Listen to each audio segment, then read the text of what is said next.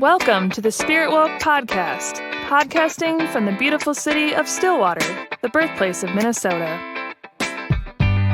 Are you going through a spiritual awakening? Do you wish to learn more about continued spiritual growth and want to meet others who are on a similar journey? We hope that this podcast and its community can be a meaningful resource for you. The SpiritWoke podcast welcomes special guests from around the globe who share personal stories of their awakening journey, along with details of spiritual abilities they've developed along the way. So buckle up and get ready for this exciting episode. And now, here's your host, Adam Dins.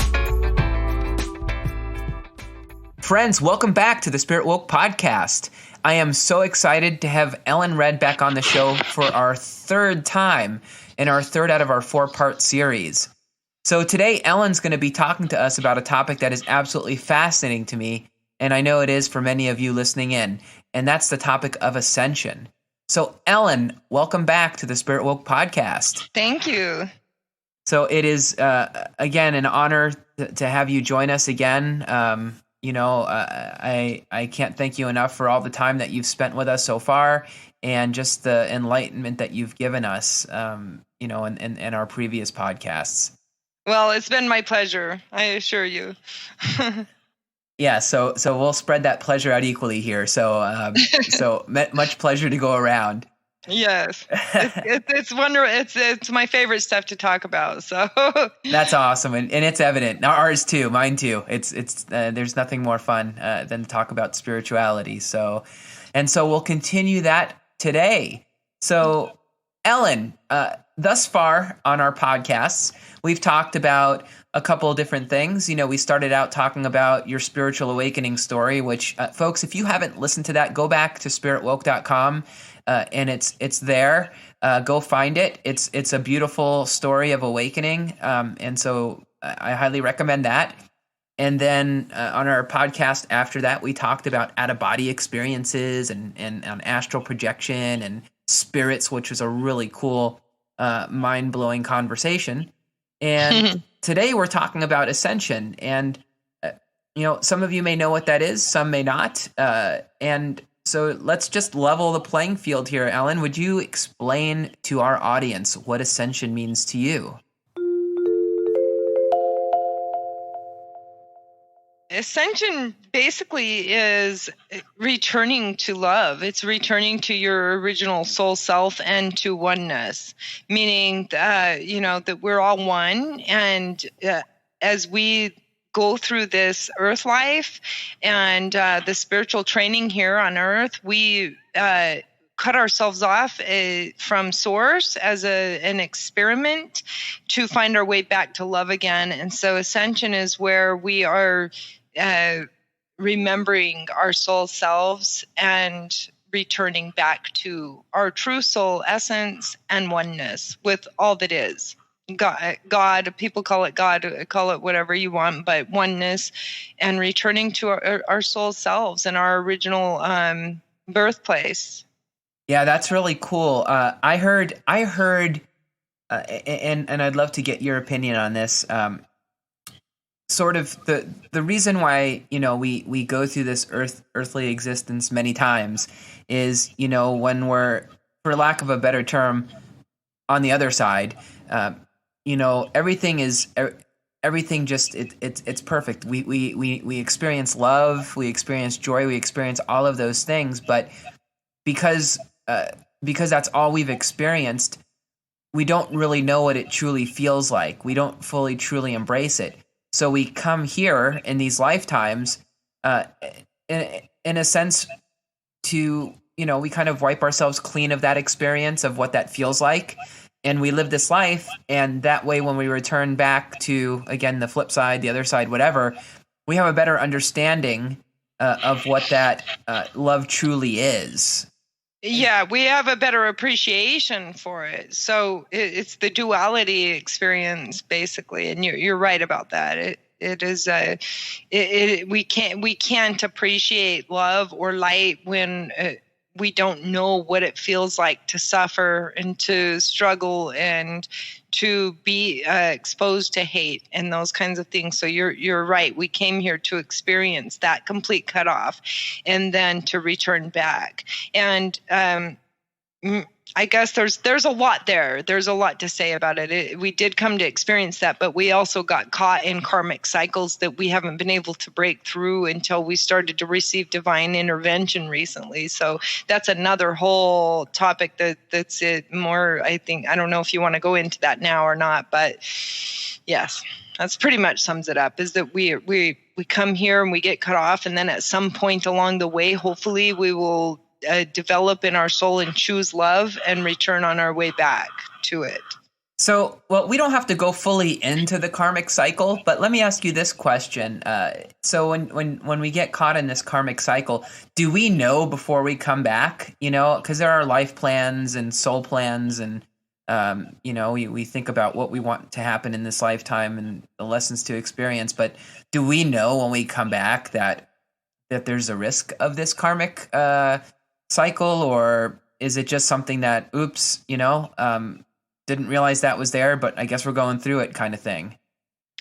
Well, in my awareness, of course, in our highest aspect of our soul self, we're aware of all of that because we're kind of creating it and guiding ourselves through it from a much higher perspective.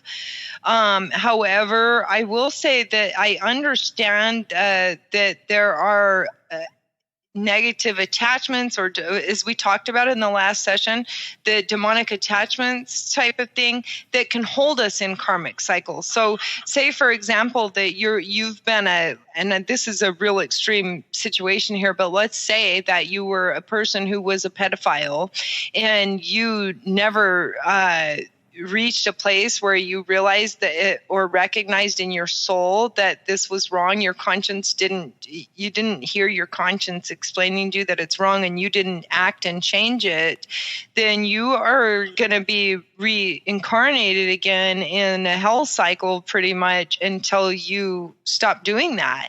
And as I understand also that some souls, if they don't ever change or choose love, they can lose the opportunity to have a physical incarnation and still be in a you know, like what we would call purgatory and religious type texts. But it's the same thing. You would be in a fourth dimensional state without a physical body and without being able to transcend and go into higher dimensions. So to some degree, yes, you're choosing it on a high soul level, and to another degree, you're also being what we would call possessed.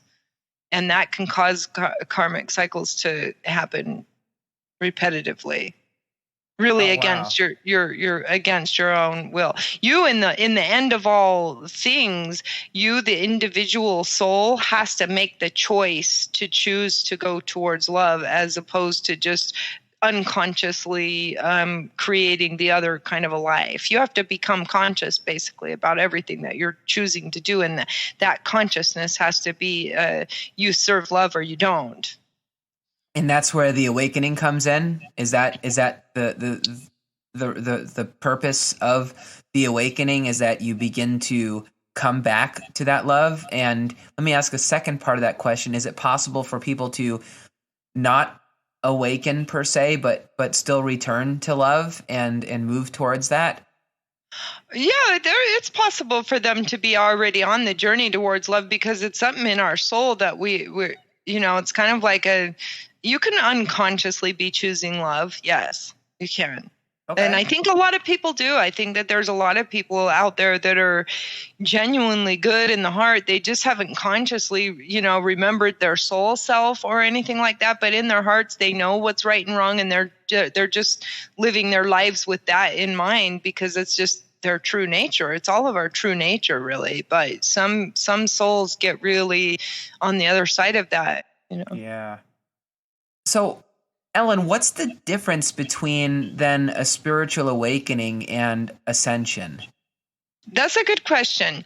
I would say that an awakening itself really is kind of like this aha moment. It's like all this sudden for me, I can only speak from my experience. For me, it was like all of the sudden I had a full memory, conscious memory of my true soul essence in this physical world. I could see the souls in trees. I could see the people driving down the street and see the wounds lodged in their auras. I could move through energy. I could freeze time like in the movie The Matrix. I mean, all of a sudden, all these other gifts just boom, kind of a big bang moment, if you want to call it that. Whereas Ascension is the journeying of going back home. So after the awakening, then you kind of continue to head towards your ascension to return back to love. So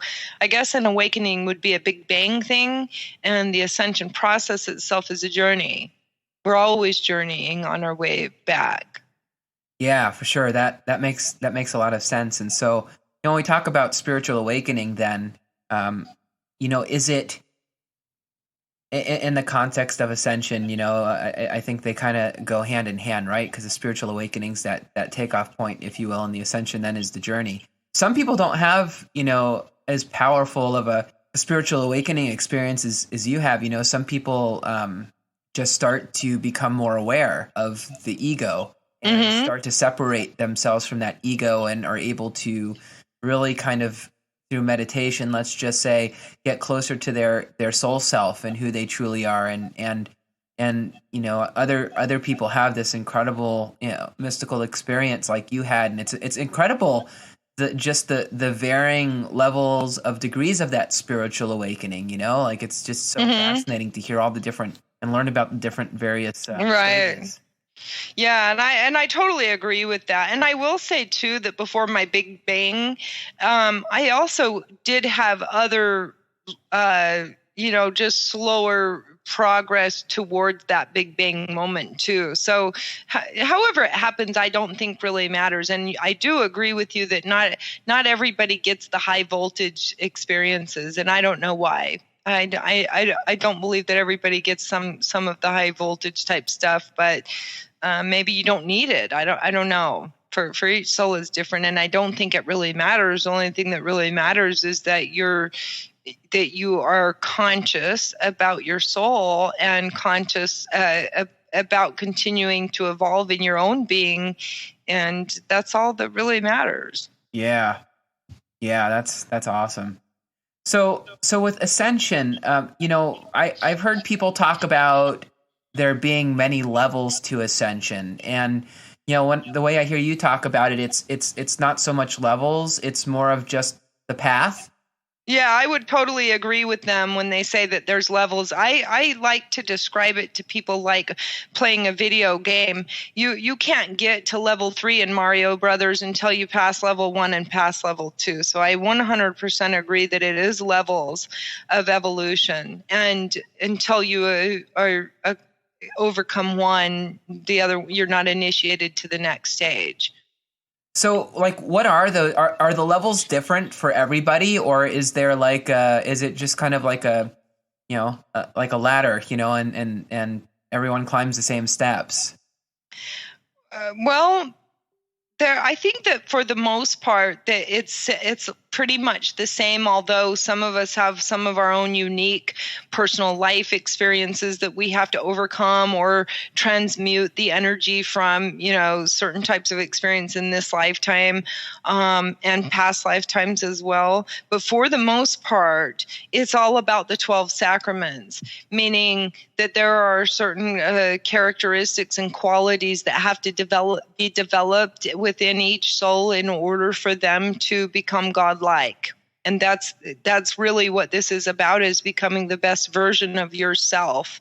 And so those characteristics have to be developed, and the qualities are all the same. For example, chastity, integrity, honor, truth, you know what I'm saying? So we as individual souls we get put through, various situations in life to develop these characteristics, but it's really about developing the characteristics, not about your specific circumstances so much. Yeah, that makes a lot of sense. So when you think about those different steps and you think about those different elements that you mentioned, is it like, you think about honesty or integrity as a step or a pillar, if you will. Does that like, what does that mean? Because I feel like some people might feel like honesty and integrity mean one thing compared to another person who may have a different interpretation of that. Like, what are your thoughts on that, Ellen? Well, I guess everybody is, to some degree, perception is everything. So to some degree, there's truth that everybody might perceive things a little bit differently. However, I would say that it starts within the self. So being honest with yourself, because if you can't be honest with yourself, you can't be honest with anybody else. And trust me when I tell you that this isn't easy for me or for anybody. That it's sometimes hard to look at yourself in the mirror and say, you know what, I'm full of shit today. And I shouldn't have said that because that wasn't really true. That was just, but again, it's ego-based stuff. And so your level of honesty with yourself is what is required in order for you to ascend. Because without you being true to you, you can't be true to anybody else anyway. So how you interpret it is really probably between you and you. But that's where it starts. Does that make sense? Yeah, it makes sense. It makes a lot of sense. And so in saying that, is it sort of like a perfection or a mastery of those specific traits, or is it more of like an awareness of those traits? It's definitely a mastery of those traits. That's why it's called the Master's Program. And that's what Ascended Masters really are, is they are beings who really work out all of the bugs in their own soul so that they are not violating love. Because if you are not honest with yourself, you are not honest with other people. And if you're not honest, then what are you? Yeah. You're dishonest, and therefore you're violating love, because an honest person doesn't be dishonest to somebody else or to themselves. You see what I'm saying? So again, it's all about love, and to get to those higher realms, you can't get there when your heart is bogged down with gooey daggers of poison. You have to get that poison out of your heart and out of your mind and out of your being. And that poison means anything that violates love and the soul and the Holy Spirit. Yeah. And so, no, you don't have to be a perfect person, but you do have to work out these bugs within yourself so that you live a life every day of integrity and honor and chastity and truth and whatever, all of the qualities of love are. Absolutely. Absolutely. Now, does everybody know what those are? No, a lot of people have forgotten what the real rules of love are. I call them rules.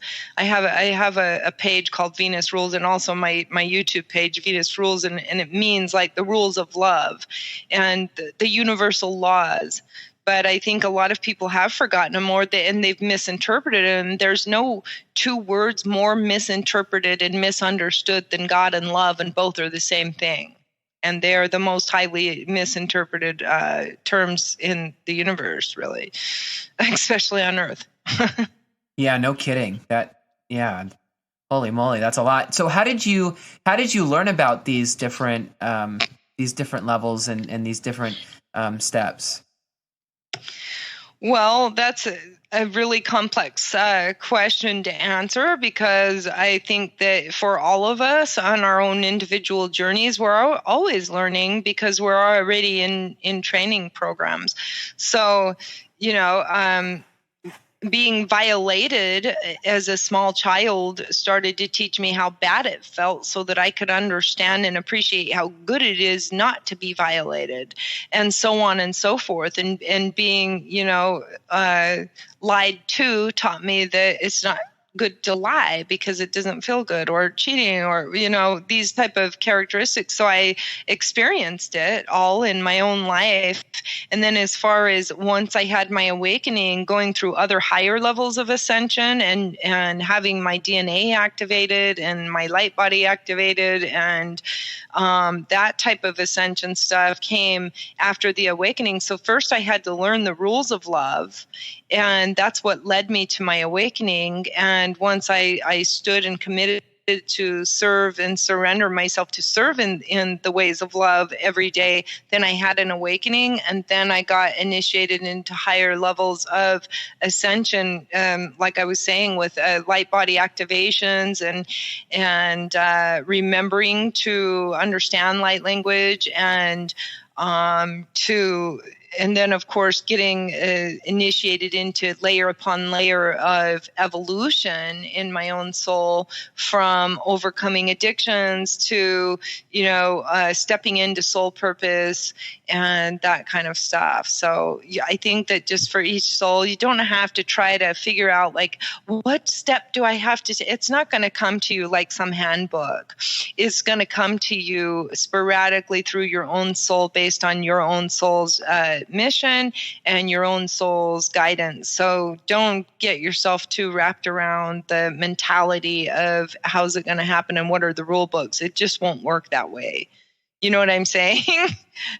Yeah, that's definitely a third dimensional construct to try to wrap your brain around it. You just have to follow your own soul's guidance. However, some of the lessons will definitely be the same for every soul. Like it's not, they don't sell cigarettes and beer in heaven. So, or you know what I'm saying, in the fifth dimension. So you're gonna at some point have to overcome those things in your being. You can't get free. You'll become an earthbound soul if you continue to do addictive things and things that are attached to the earthly ways. And so you will have to wash that all out of your spirit before you can ascend to higher dimensions.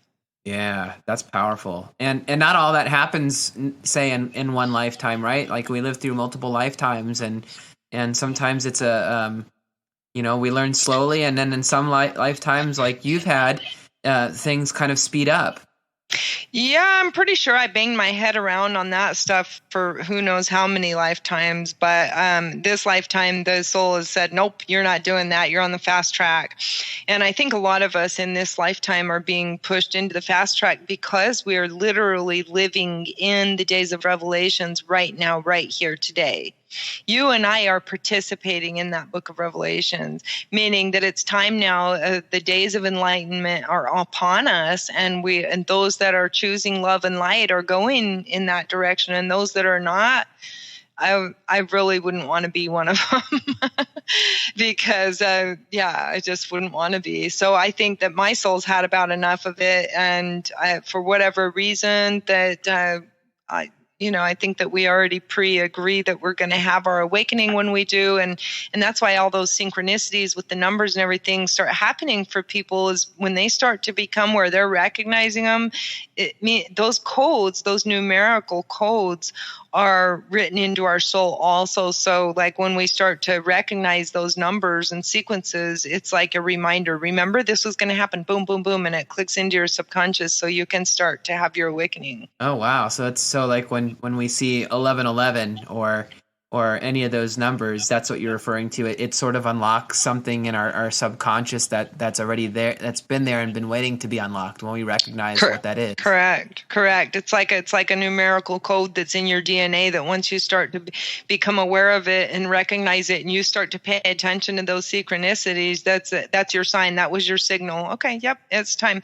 And not everybody's doing that. If you notice, like you might be in some spiritual groups and everybody's like, oh, numbers, and we're all talking about it now, but the reality is not everybody's really even paying attention, and most people don't get what it even means and haven't had that awakening yet. But for the ones that were agreed or had an agreement to have that awakening at whatever time, it was already pre-written for you to do that. So again, it all comes back to paying attention to your own soul and following your own soul's guidance, and try not to get too caught up in who and what's doing whatever, but follow your own soul. Yeah, it knows the way home. Yeah, absolutely. That's very, very deep stuff, Ellen. Lots of stuff for us all to process here. So let me ask you this question. So when we were talking about like 1111 or these other numbers, is that what ascension codes refer to? Well, not necessarily. That was numerical codes that is basically going to trigger a memory in your DNA, whereas ascension codes, let me think of the best way to describe that.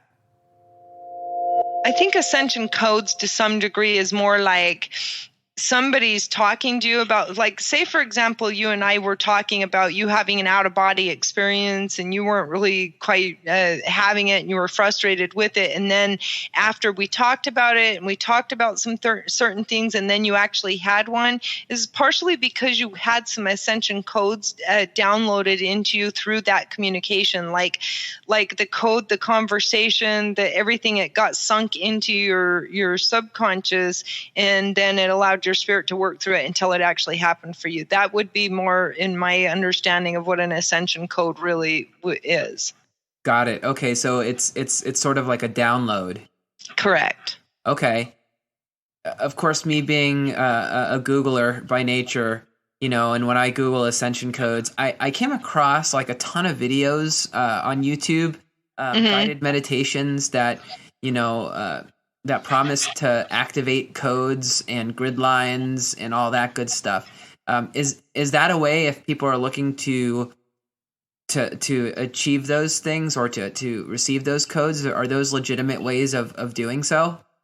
100 million %. Because the soul, again, the soul itself, it really doesn't operate off of language, meaning that we don't use a physical verbal language.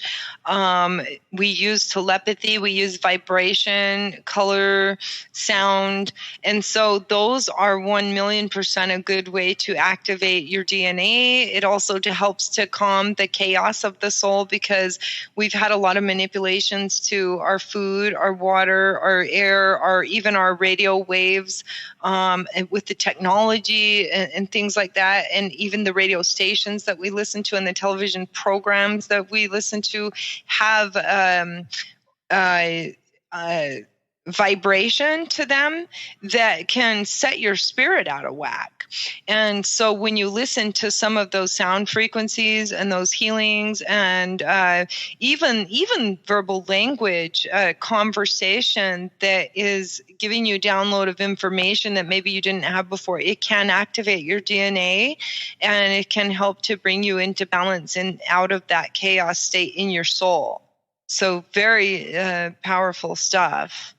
Yeah, that is really powerful, because I'm imagining if I'm listening to this podcast and and I'm thinking, wow, I really want to kind of move down the road in terms of ascension, or move up the road, if you will. I want to find a resource, someone to help me kind of activate these codes.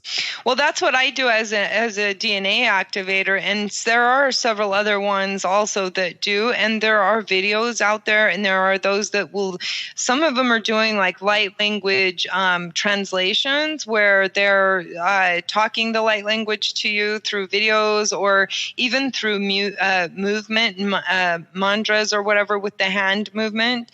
And all of that stuff can activate your DNA, and it depending on how open the soul is or how ready they are for it. So even the conversations that you and I are having, for you or for any of you, the audience that's listening, can be receiving downloads, because if it wasn't information that they already knew, then it's a reminder in their soul, and it lodges into the subconscious so that they can process it to have soul remembrance of its truth. And so that's it can happen through language, or it can happen any of the other ways, but it's all important. And you're already on that ascension journey, or you wouldn't be doing the work you're doing, and you wouldn't be, you know what I'm saying?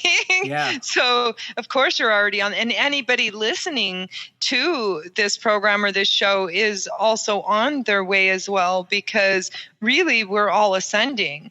And again, not every soul's going to be choosing, the love path in this incarnation, but whole and globally, we are ascension path, and so many souls are seeking and searching and trying to get more information and understanding, and this show itself is going to be assisting them. So it's very good. You can do it in many forms, and I guess whatever works for each soul. But I mean, there's a lot of good information. There's been a lot of light workers that have been already building that grid for many years, decades, and longer. Like, for example, my twin and I think we talked about twin flames, and we can do more of that another time, but my twin flame and I, like, that's what the twin flame journey is about, is to come into wholeness with that aspect of yourself so that you can anchor that core unconditional love into the core of the earth.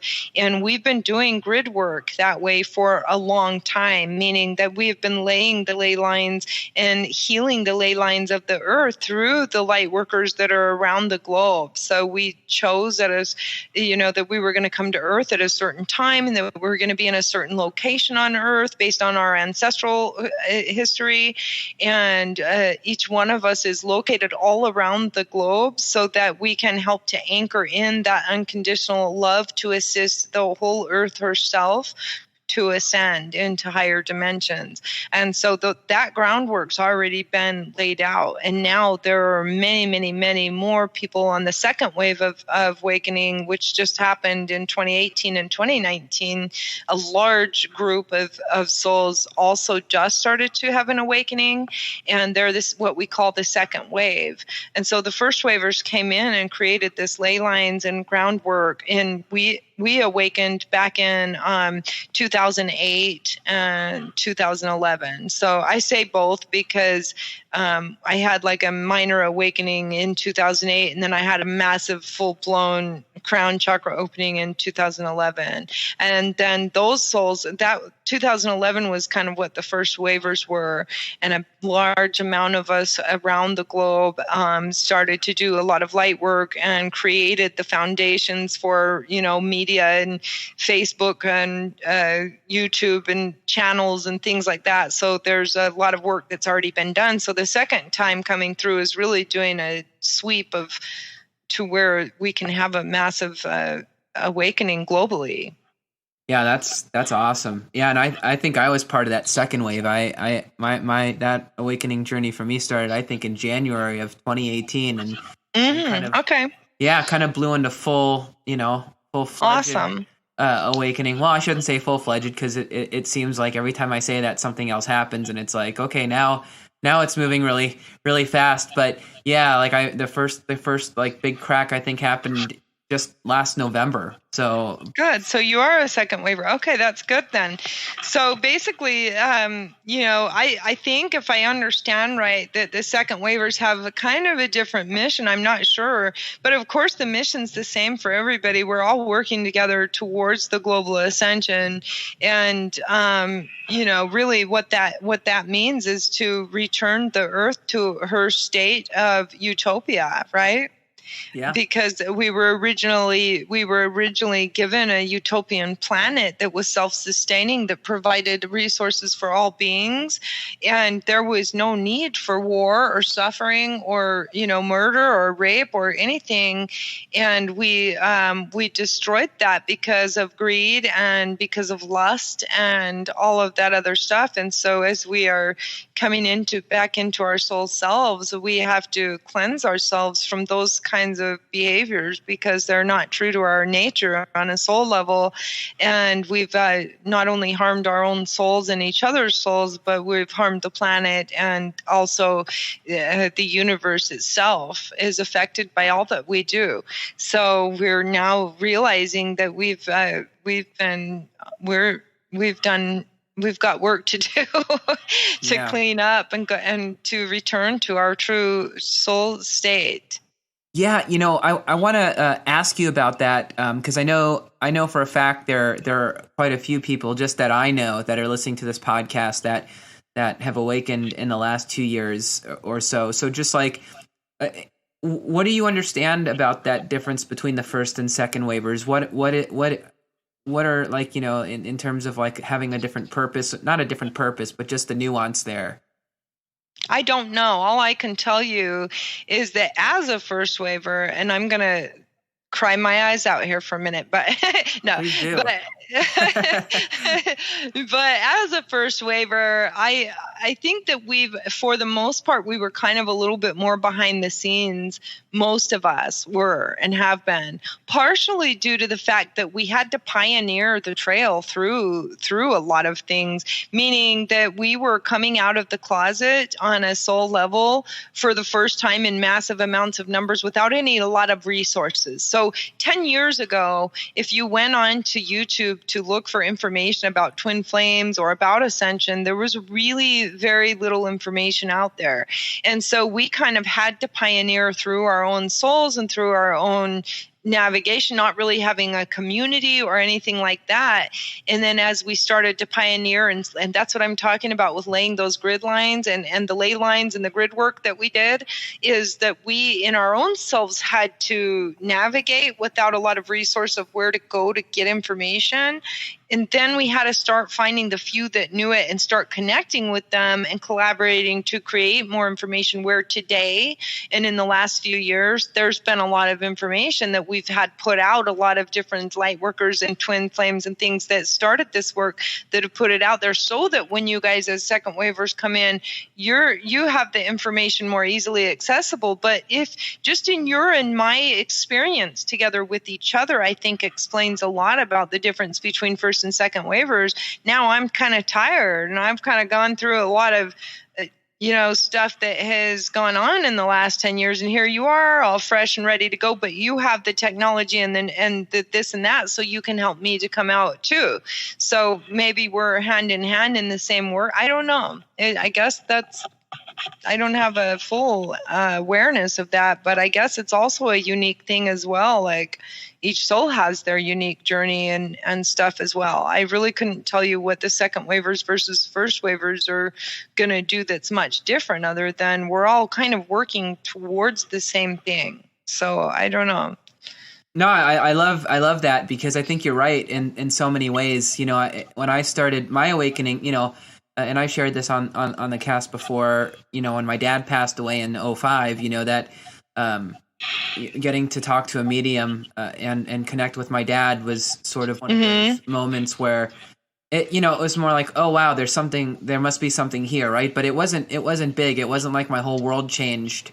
It was just like a slight tweak. But then in 2018, when I took this job where I'm at now, which is an hour plus commute each way, I had so I subscribed to Audible, and I used that time in the car to listen to books about spirituality. And there was a book called The Light Between Us by Laura Lynn Jackson, who's just a phenomenal, brilliant medium with so much insight, and it was like every word she said just like turned me on in a spiritual way, And then I went to the next book, and then I found Dr. Alexander's book about his near-death experience and it woke me up even more. And then I found his meditation book, his audio book that was guided meditations, and that really blew the top off. So yeah, I can totally see how the first waivers sort of did lay the groundwork for those of us who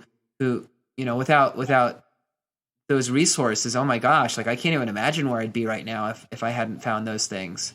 Yeah. And I think, like I said, a lot of us has sort of been in the background just sharing information on Facebook and just doing things. Like we had to do a lot of work on our underbelly to remove a lot of barriers with social. And if you look back through history, there have been light workers and twin flames throughout the world for many, many years. Christ and Mary Magdalene, right? Twin flames. But there's been teachers and leaders and spiritual leaders all along, but there hasn't been a big wave of them until the first waivers. And so that was all predicted and written in the cosmos for it to happen at the time that it did, as predicted in the book of Revelation. So we're just kind of all here ready to take the earth back and yeah. we're freedom fighters, right? Yeah, we absolutely are. And I feel like a lot of it too, in terms of progressing and ascension, is really just opening yourself up to the opportunities and possibilities that are out there. Like the universe just. I feel like when we try to control things and we try to make things happen and we try to, like, oh, I need to get from here to there, so here are the steps that I'm going to do that. Sometimes it can almost be counterproductive. Where if you if you just kind of let go, and I was having a conversation with someone at work yesterday, and it's like sometimes we just get in our own heads and we think, I know better, and so I'm going to try to control this. When we do that, we're essentially saying to the universe, I know better than you know. Right. You pinch yourself right off from the blessings when you do that, because you're right. You have to be an open book, basically. And that doesn't mean like don't use your I just had a brain cramp. You're gonna have to cut this out. Sorry. Don't use your that doesn't mean to not use your intuition. It means use your discernment, but it means to stay open, because and those are, if I'm not a religious person, but I did study a lot of different religions and teachings and beliefs throughout the years, like a lot. And I would just say that would be like Christ said, if the door is not open, Christ can't sup, or love can't live there. So you can't shut your mind and your heart down and have the universe send to you the love that you want. You have to stay open, and you're totally right about that. And that is definitely one of the lessons of love, and one of the steps in ascension, really, to remember to stay open like a child, right?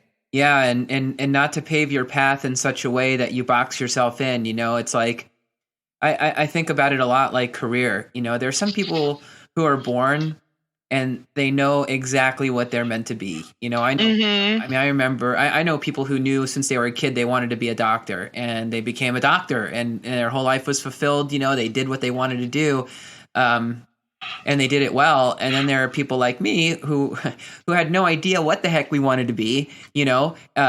And so we just sort of followed the next step in the path without thinking too far ahead, and it's kind of fascinating to just, and I'm talking about it from a career perspective, but I sort of feel spiritually it's the same way. If we don't get ourselves locked into such dogmatic things, or maybe we do get locked into dogmatic things, and then when we break free from that, it's like, like now what? And now you're on that next step path, like, okay, I don't know what's going to happen next, but whatever it is, everything else has worked out so far, so I'm just going to trust the universe more than myself, and go where spirit guides. Yeah, and I think that's really the key to ascension right there, is to literally just do that every day, because that is as you're listening to the soul and it's guiding you every day, it's going to walk you through the levels that you have to go through, and the lessons that you have to learn, and the places that you have to be. And you don't have to think about it or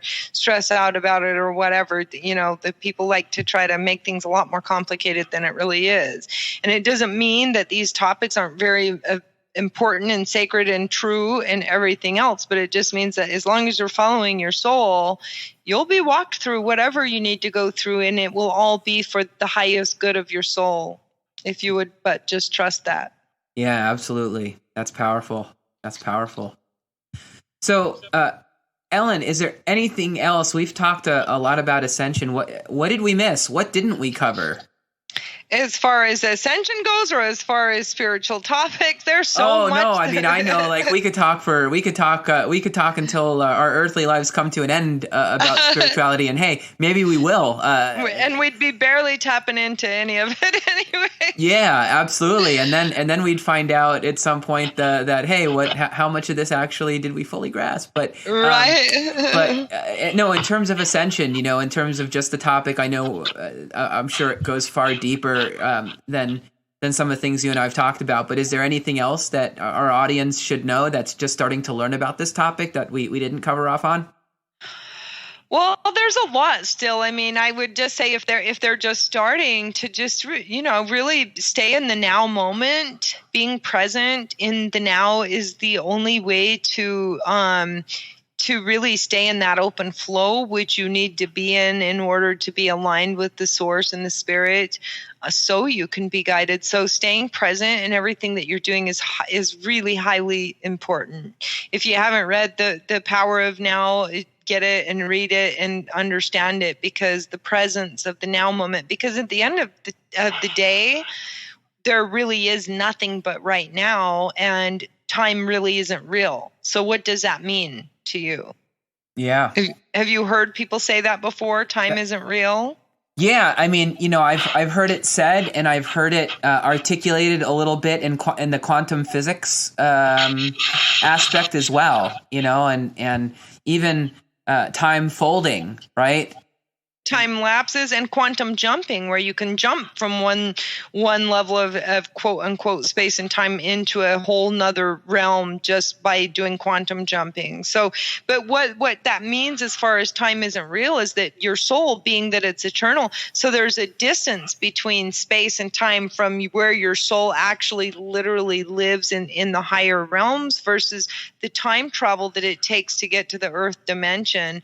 And so time not being real, like that's where you'll have a dream and then 2 weeks later it actually happens for you, is because your dream, your soul already told you what was going to happen, and it took 2 weeks for you to travel through space and time for it to actually manifest in the physical realms. You know what I'm saying? But time being not real, it just means that your soul is eternal, and that all things are happening simultaneously at the same time, because time isn't real. So it's all about now and the end, the expansiveness of your soul. And if you can just stay in the present moment of everything that you're experiencing along the way, you can live without creating further karma for yourself. So if you stay present with the people that you're communicating with, and you stay in that vibration of love in this moment, and you don't let all the stresses and worries of your bills and tomorrow and yesterday and everything get in the way, then you can be living in in love, in the now of every now, and not be creating karmic problems for yourself and for others. So is that where karmic problems can come from? That from not being, like if you are thinking about other things or not present, like that. 1,000,000%. People kill themselves in car accidents. They hurt their own children. They violate their spouses. They do everything hurtful and horrible because they're not living in the present moment. So they're allowing themselves and their system to get bogged down by a lot of things that aren't real and aren't necessary, because they think that yesterday still exists and it doesn't. It's gone. And they think that they got to worry about tomorrow, and they don't. The universe already has tomorrow taken care of. And so they get all caught up in yesterday and tomorrow, and they don't live in the present, and then they get overwhelmed, and it causes them to crash their car or run a kid over, or do all kinds of stupid, horrible things that hurt and violate love because they're not staying present. So it's highly important. Oh man, that is deep.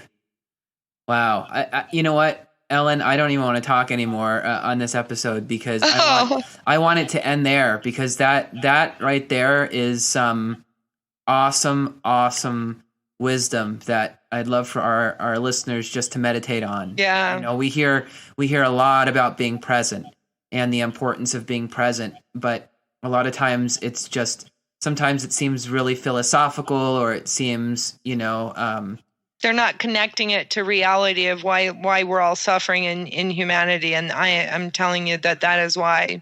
Yeah. So audience, family listening in, just meditate on that, and I want you to think, and I'm going to do the same thing. When I'm not present, it's important to remember that there are impacts, there are potential risks, there's danger. It's not just the best practice. There are real spiritual implications for it, and physical. Yes. Yeah. For sure. Imagine running a child over because you were too busy looking at your Facebook phone, or you were turning around to yell at your kid because they were being too loud and it bothered you. You know what I'm saying? Like, really just staying present is so highly important. Yeah. Wow. Very few people leave me speechless or take words away from me or make me sound like a babbling fool like I do right now. So congratulations. Your certificate will be in the mail tomorrow. Yeah. So. Well, it was my pleasure, and I mean it all with love and light, of course. Oh yeah, no, it was, and I think everyone should take it with love and light. And so, okay, so as we wrap up here, Ellen, is there anything you would like to plug or promote? Things going on? Well, I'm still in the stages of just trying to learn how to make my own videos, and I'm very technologically disabled at the time. So I have nothing new really to present other than that I am planning and intending to do a lot more podcasts and a lot more YouTube videos. And I do have on my Facebook page, if you go on there, Ellen Red, there's also an Ellen Red motivational speaker and Ascension guide. So you can go to that page and like it. And I will at some point, hopefully in the very near future, be leaving videos and podcasts on that page as well. And then it will have a link to my YouTube on there as well. So just try to find me on Facebook for now. Absolutely. And on any of the podcast episodes on the SpiritWoke website that Ellen's on, all of the links to where to find her will be listed. So if you're having a difficult time searching Facebook and finding her, just go to the individual podcast pages that Ellen's on, and you'll find it there. So those of you who are listening on iTunes or on Google Play or wherever you're listening to it, go to the website. All of her contact information will be there. So with that being said, Ellen, I want to thank you again for your time. My, how fast it goes, even though there is no such thing as time. Correct. But speaking in the 3D realm, in the third dimension, it has passed. So thank you. Yes. Thank you. And for those listening in, looking forward to our next episode with Ellen. So we will be recording that soon, and it will be live shortly after this one is. So until then, my friends, be well.